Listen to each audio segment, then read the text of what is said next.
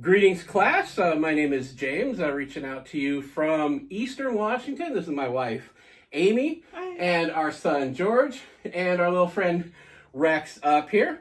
Just really excited about this class. I wanted to go through and introduce myself and my family.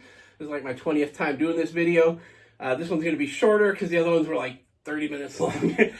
So I'll summarize my points and then I'll write everything out in detail down below.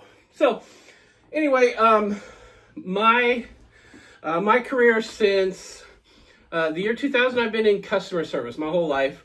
I started out working as a customer service agent in a call center for a national hotel chain.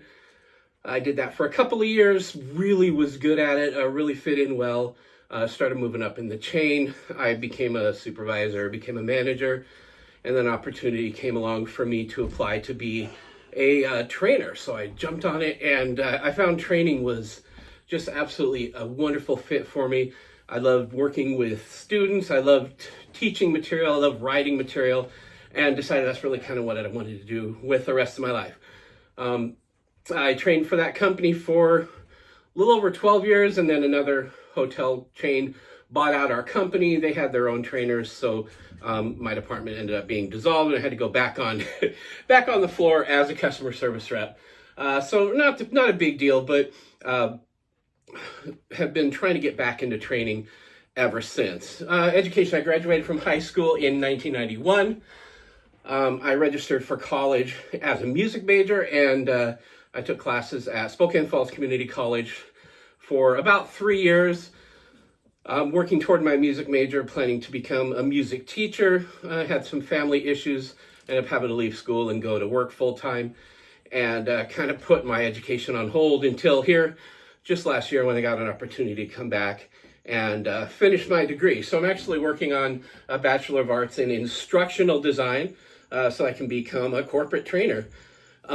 Went through and I looked at the ONET online description that was given for the instructional coordinator, and it was really similar to the roles that I had looked up before for other classes for training and development specialist.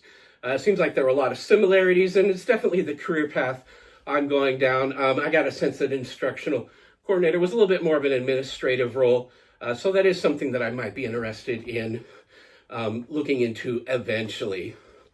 Let's talk about writing, paraphrasing.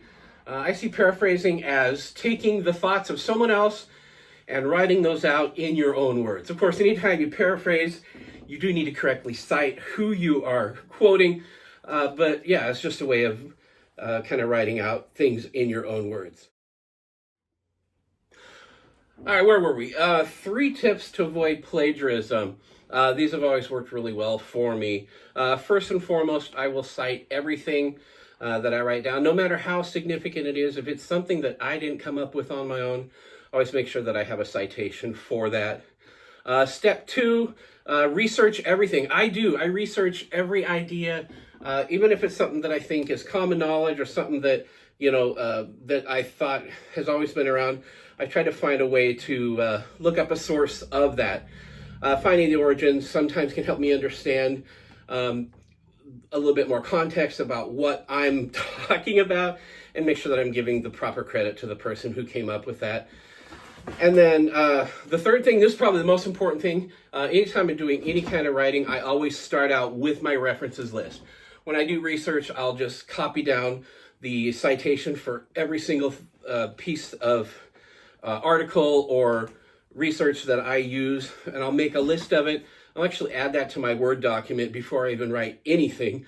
And then as I go through, I'll edit that list. I can remove things if I don't end up using those sources. I can add to it, but that is the backbone. I always start out with my references list. So that's my third tip. And then turn it in. Turn it in is really interesting. I like, with the way I see it, is there's going to be similarities. It's really important to know that you got the right kind of similarities. So there is a certain amount of similarities that you're supposed to have, and most important thing is you don't want to be surprised.